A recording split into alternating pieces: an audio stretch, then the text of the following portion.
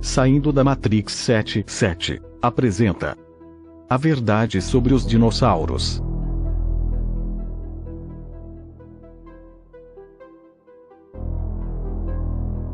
Em todas as eras da história da humanidade, e em praticamente toda a cultura antiga pelo mundo, relata-se a existência de dragões e répteis enormes e assustadores.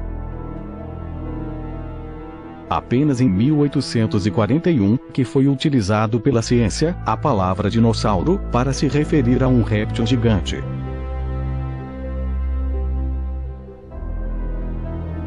Nesse vídeo iremos revelar toda a mentira e engano que a ciência tem pregado sobre a origem dos dinossauros. O sistema mundial contaminou o conhecimento, afastando todo e qualquer conhecimento oriundo das escrituras sagradas. Como provado nos vídeos anteriores, as escrituras sagradas são fonte de conhecimento científico e histórico. Mas têm sido abafadas pelo sistema todas essas provas.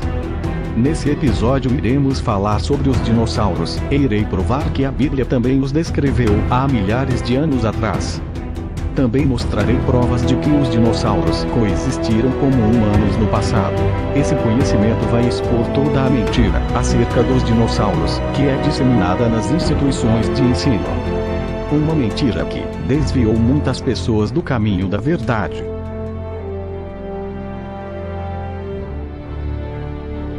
O fato de hoje estarmos encontrando fósseis de dinossauros e animais pré-históricos, que não são, segundo alguns acreditam, mencionados na Bíblia, não quer dizer que haja algum erro na palavra de Deus, mas sim que há uma necessidade de entendermos o porquê disso.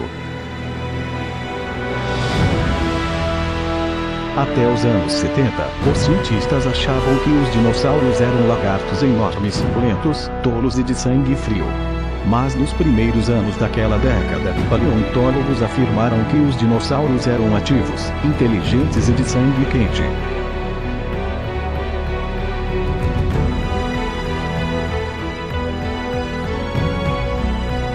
Os primeiros esqueletos de dinossauros oficialmente registrados foram descobertos no século XIX.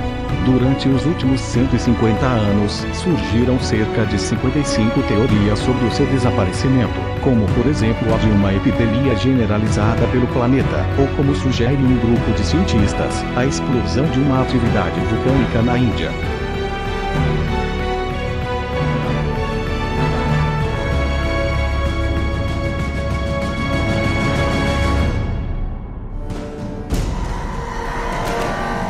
A recente teoria de 1981, da extinção dos dinossauros por uma causa extraterrestre, impacto de um asteroide ou cometa, se tornou a mais popular, principalmente quando foi descoberta em 1991, uma cratera de cerca de 300 quilômetros na península de Yucatán, no Golfo do México. No entanto, a extinção pode ter ocorrido ao longo dos séculos, e não de uma só vez.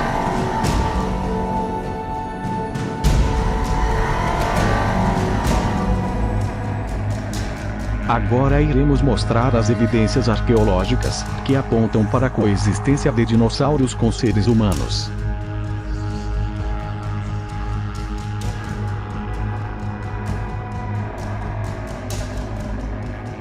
O Palácio de Angkor foi erguido há 1000 anos atrás no Camboja, e ficou perdido coberto pela selva por centenas de anos. Neste palácio temos uma grande escultura que faz parte de suas paredes, onde se encontra o detalhe esculpido na rocha, que nos mostra que a existência de dinossauros convivendo com seres humanos não era algo distante da realidade deste povo.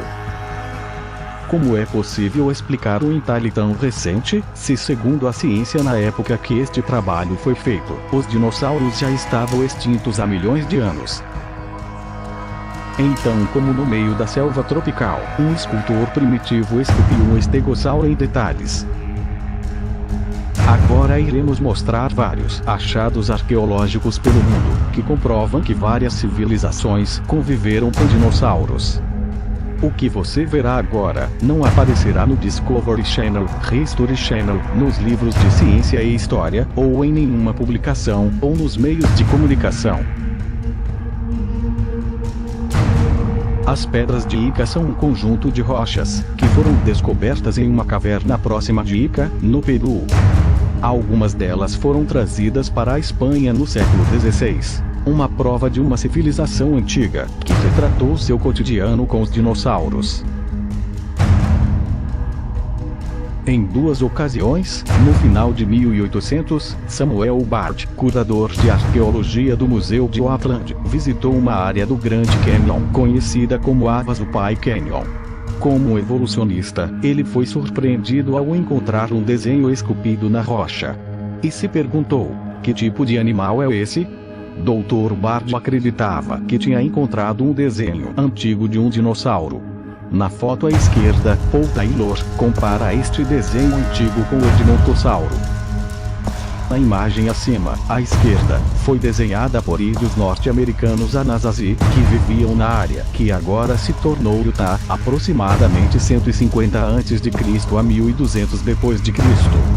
Anticriacionistas concordam que se assemelha a um dinossauro, e que a película acastanhada que tem endurecido sobre a imagem, junto com a corrosão e desgaste, atesta a sua idade. Em 1945, o arqueólogo Valdemar Jusrud descobriu figuras de barro enterrados no pé da montanha de El Toro, nos arredores de Acámbado, México. Eventualmente, mais de 33 mil estatuetas de cerâmica foram encontradas na área, identificadas com a cultura Chupicuajoro, pré-clássico, de 800 a.C. a 200 d.C. Além disso, as caudas dos dinossauros são modelados em poses ativas, encaixando muito bem com a mais recente evidência científica, e dando credibilidade aos artistas terem realmente observado essas criaturas. Lá também foi encontrados restos de um extinto cavalo da era glacial, o esqueleto de um mamute, e uma série de antigos crânios humanos encontrados no mesmo local que os artefatos de cerâmica, validando a antiguidade do local. Esse é um artefato de Tiwanaku, um importante sítio arqueológico pré-colombiano na Bolívia. Tiwanaku é reconhecido por eruditos andinos como um dos precursores mais importantes para o Império Inca. O escultor descreveu uma criatura de dinossauro, pelo menos 800 anos antes de os cientistas europeus descobrirem os dinossauros.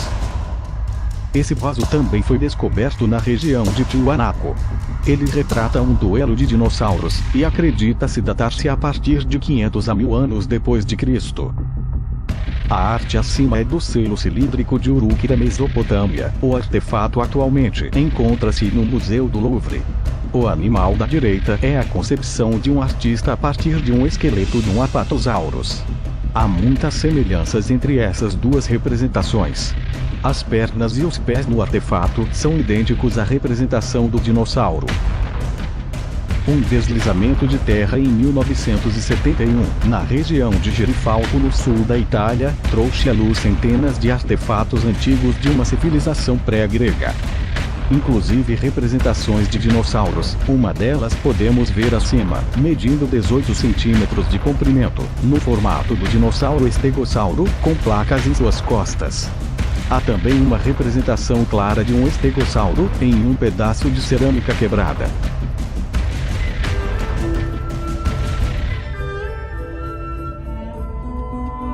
China, uma nação antiga, rica em lendas de dragões, possui um calendário que foi criado por volta de 1000 anos antes de Cristo. Esse calendário possui 12 animais. 11 deles ainda existem. O 12º, o dragão, é considerado hoje um animal mítico. Será realmente o dragão uma lenda?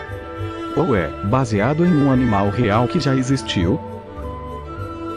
Não parece lógico o calendário chinês possuir 12 animais, sendo 11 deles reais, e um mítico. A mais racional explicação seria que o dragão, que é mencionado frequentemente na cultura antiga chinesa, ou foi extinto, ou é muito raro.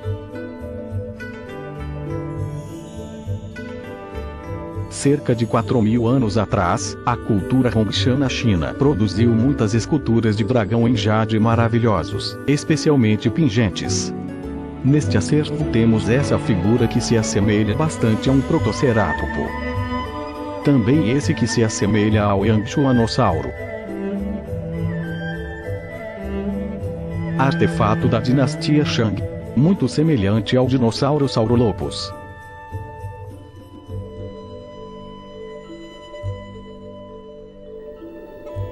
Esse mosaico, que foi uma das maravilhas do mundo do século II, chamado de Mosaico do Nilo de Palestrina.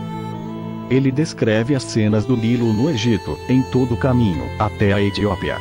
Na parte superior desta notável peça de arte, foi usada para descrever animais africanos sendo caçados por guerreiros. Esses guerreiros estão caçando o que parece ser algum tipo de dinossauro. Não só artefatos arqueológicos provam a coexistência de dinossauros com humanos, mas relatos antigos de historiadores, naturalistas, e também praticamente toda a cultura antiga, menciona a existência de dragões ou répteis enormes e assustadores. Esses relatos estão presentes em várias culturas ao redor do mundo. Existem registros escritos de aparições desses répteis em várias eras da história humana, inclusive na Bíblia.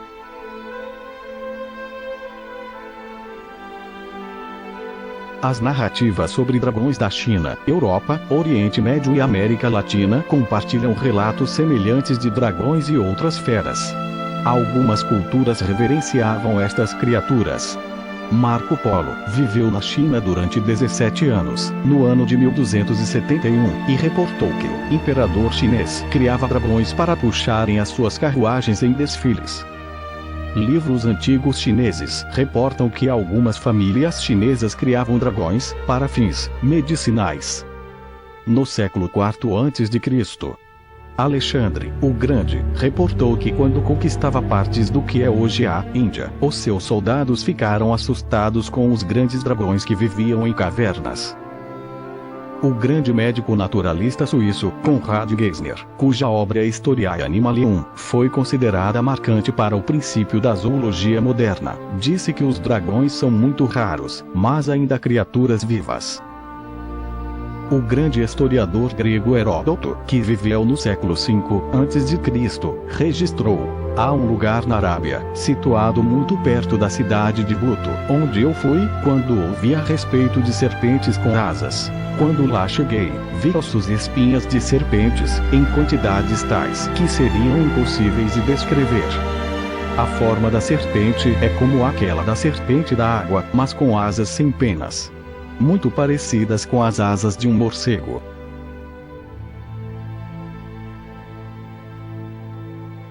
E quem disse que a Bíblia não menciona os dinossauros?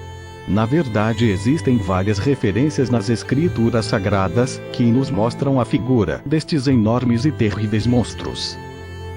Devo, porém, lembrar que se alguém espera encontrar o termo dinossauros na Bíblia, lamento dizer não ser isso possível, já que somente em 1841, Richard Owen utilizou a palavra dinossauro, se referindo a um réptil gigante. A Bíblia não poderia mencionar em suas páginas uma palavra que seria inventada milhares de anos depois. Na Bíblia Sagrada existem algumas palavras e referências usadas para nos descreverem os dinossauros. São elas: a primeira referência a estes seres fica em Gênesis 1 verso 21. Deus criou as grandes baleias. A palavra hebraica para baleias é também, que significa monstro. Esta palavra surge mais de 20 vezes em toda a Bíblia.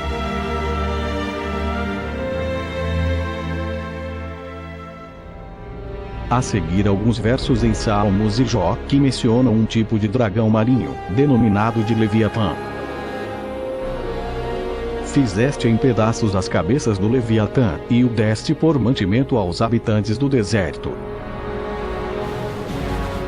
Tal é este vasto e espaçoso mar, onde se movem seres inumeráveis, animais pequenos e grandes. Ali passam os navios, e o Leviatã que formaste, para nele folgar. Você consegue pescar com anzol o Leviatã, ou prender sua língua com uma corda. Consegue fazer passar um cordão pelo seu nariz, ou atravessar seu queixo com um gancho. Seu forte sopro atira lampejos de luz. Seus olhos são como os raios da alvorada. Tições saem da sua boca, fagulhas de fogo estalam. Das suas narinas sai fumaça como de panela fervente sobre fogueira de juncos. Seu sopro faz o carvão pegar fogo, e da sua boca saltam chamas. Outro termo usado para definir a figura de um dinossauro na Bíblia Sagrada é Behemoth, no original hebraico. Algumas versões da Bíblia traduziram este nome como hipopótamo ou elefante. Porém é pouco provável que esta seja a tradução correta para a palavra, pois as características aplicadas ao animal são totalmente diferentes das do hipopótamo e do elefante. A palavra Behemoth, se fosse traduzida ao pé da letra, teria um significado mais aproximado à raposa marinha, ou quadrúpede de grande porte, ou mesmo uma besta.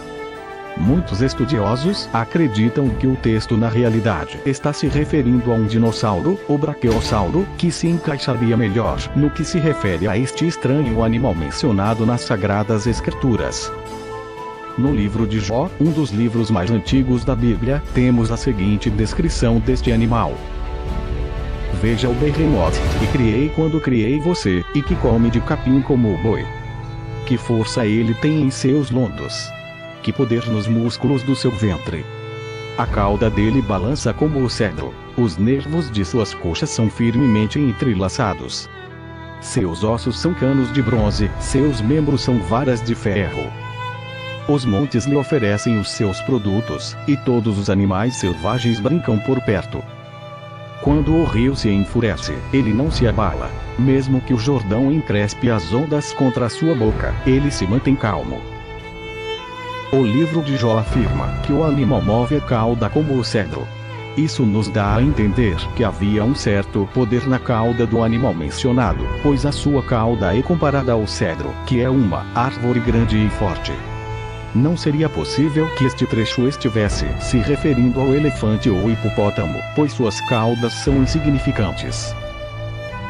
As narrativas de Jó descrevem, ou dão a entender que o animal era bastante grande, pois nem mesmo com transbordar ou enchente de um rio como o Jordão até sua boca, este animal não teria temores, o que poderia significar que era bastante pesado. Outro ponto importante desse texto que muitos não se aperceberam, se refere à época da criação do animal, que é a mesma do ser humano. Veja o Behemoth que criei, quando criei você. Aqui Deus está afirmando que não houve diferenciação de eras, ou milhões de anos, entre a criação de homens e esses animais gigantescos.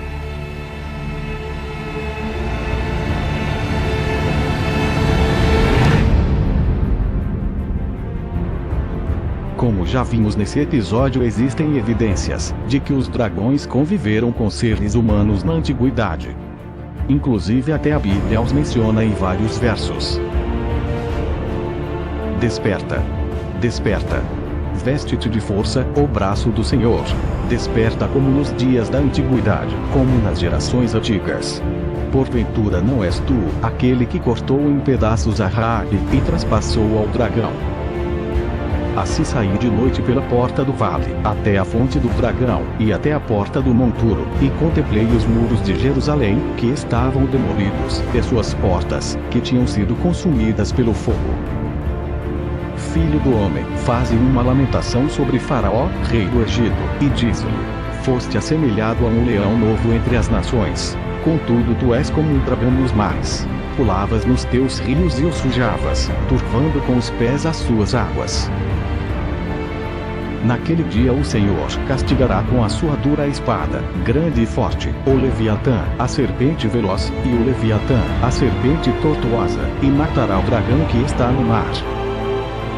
Em vários textos, a palavra dragão foi substituída por serpente, em meio às traduções. O uso da palavra dragão é feito com outros animais reais, de forma que mostra que os autores sabiam que essas criaturas eram reais, e existiram nessa época. Algumas Bíblias traduzem a palavra dragão como serpente. Isto pode ser parcialmente devido ao fato de que a palavra dragão também é usada para se referir a Satanás, também conhecido como a serpente no jardim do Éden, e pode ser também que os tradutores não acreditavam que dragões eram reais, ou que viveram ao mesmo tempo que os seres humanos. Existe uma conspiração anti-Deus há muito tempo acontecendo. Foi tudo muito bem arquitetado para enganar o mundo. O objetivo deles é acabar e colocar em descrédito todo o conhecimento das Escrituras Sagradas, implantando o humanismo, colocando o homem como o centro do universo, satisfazendo somente aos seus desejos e se esquecendo de Deus, e inventando teorias científicas contrárias à Bíblia, para enganar o mundo e fazê-lo desacreditar no eterno Deus, que criou a terra e os céus. O sistema mundial está ocultando todas as evidências que desmascaram suas teorias mentirosas e apontam para a verdade das Escrituras Sagradas. Não se deixe enganar por esse mundo e seu humanismo maligno.